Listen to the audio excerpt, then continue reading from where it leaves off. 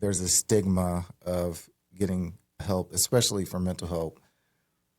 But please do it because you need to be the best version of yourself. And you can only do that if you're physically healthy and if you're mentally healthy. Welcome to This Beautiful Struggle. I'm excited about it. We finally have gotten to a point where we're just ready to share unfiltered our lives. Infertility is tough. Adoption is tough. But then even talking about like me losing my dad, you losing your mom within a couple of years of each other, our kids losing grandparents, your career and my career, and then making the ultimate decision to move to Nevada and what that looks like, moving away from all of your friends and family and all of those things. Hopefully people can resonate with our story and just letting people know that they're not alone.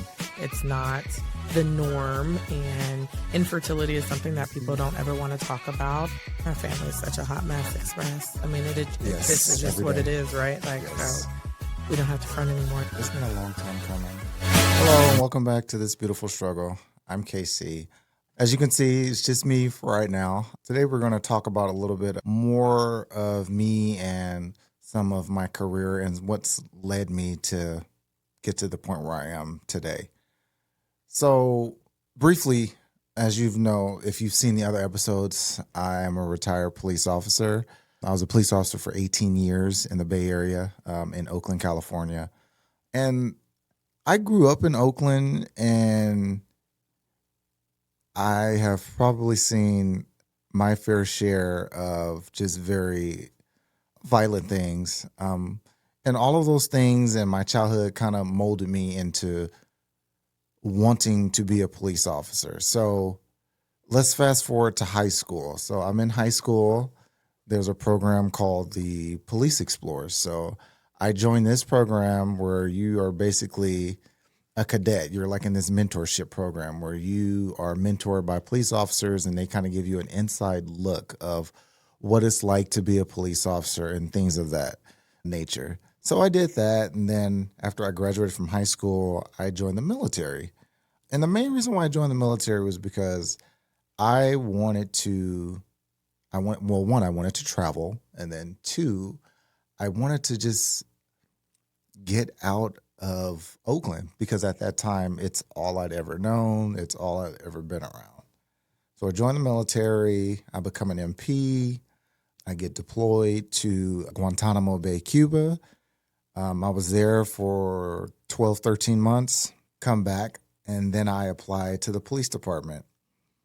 Get hired at the police department, go through the academy, I graduate, and bam, next thing you know, I'm a kid that grew up in Oakland, and now I got a badge, I got a gun, and I'm in a patrol car, which it was exhilarating at first because when you become a police officer, you see a lot of stuff, and it's really, you get an adrenaline high because you're dealing with all these different exciting scenarios, exciting situations, and it really gets your blood pumping, and you have a front row seat to everything that society has to offer, the good, the bad, the ugly, and everything in between.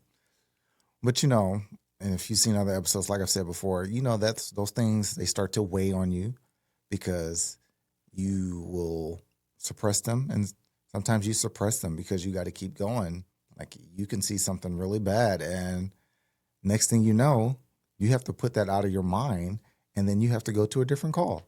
And you can't linger on the last call and take that to the next call because they're two totally separate, different incidents. And you now have to refocus yourself, recenter yourself, and give all of your attention to whatever this new call is.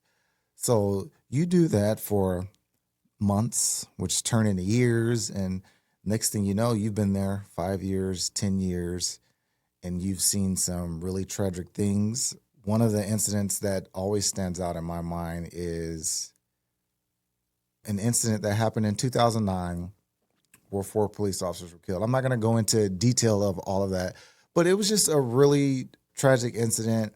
And that's just one thing that always will stick out in my mind. When something like that happens, it's like a blind effect on you because you don't know how it's affecting you, but it truly is because you are responding to things differently.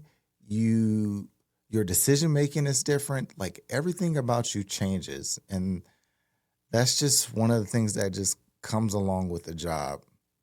But on the flip side of that, there are times where this job can be extremely rewarding, extremely funny. There's so many things where I've seen at work and I'm like, oh my God, nobody's going to believe that this just happened because who would have thought anything like this would have ever happened?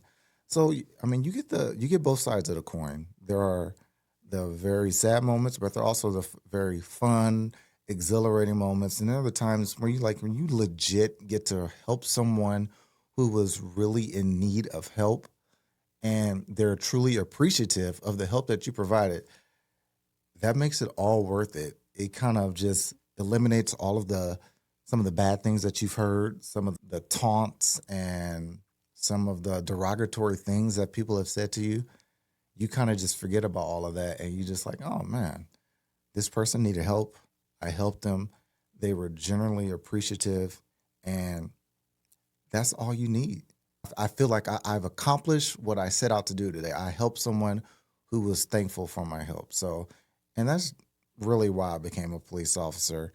Now, to kind of segue into the other part of it is when you see some of these things, you often, like I said earlier, you often need help. And I think sometimes officers, they don't get that help that they truly need because whether it's frowned upon or they're afraid of being ostracized or they're afraid of being removed from a position or being denied a position that they were going to get.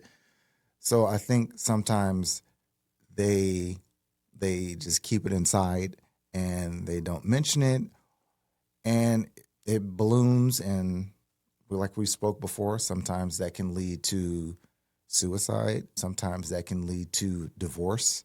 Sometimes that can lead to alcoholism. So I'm just here to say and use me as an example. I'm someone who's seen a lot of bad stuff, but on the flip side of that, with the support of my family and my wife, I was able to get help. I was able to go to therapy, and I was able to kind of prevent myself from getting into that deep, dark, down place where some of those things might happen. And let me just say this, as an officer, male or female, it is okay to get help. It is okay to be not okay. If you are not okay, please get help. And if you're not, do it for yourself, do it for your family, do it for your children, because you don't want to come home and then all your kids remember, or the only memories that your kids have of you is just you being a shell of yourself, of how you used to be. So I know oftentimes at different departments, there's a stigma of getting help, especially for mental health. But please do it because you need to be the best version of yourself. And you can only do that if you're physically healthy and if you're mentally healthy. So do it.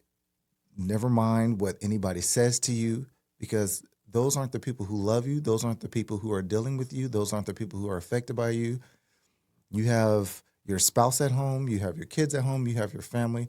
So do it for them, because that's what you're living for. That's what gets you up every morning when you go to work is your spouse, your kids, your family, and your loved ones, and the people who care about you. Who cares what anyone else thinks? You can't be afraid. And I know this is easier said than done. You can't be afraid to seek that help. So that's ultimately what I did. I went to therapy. I'm still going to therapy. I saw a doctor. And I basically was just able to talk out all of the issues that I were having, talk about some of the things that I had seen, some of the things that I had heard. And it's really helped me to the point where I feel like me going to therapy has changed me into a better person than what I was previously. Then you'd have to ask my family, but I feel like I'm in a better position emotionally, mentally than I was before. I feel like I'm more available and more open now than what I was before. I don't feel like I am as short-tempered or quick-tempered as I used to be. Now, obviously, there are times where things happen, but I feel like every day is a step forward and every day is an opportunity to get better. So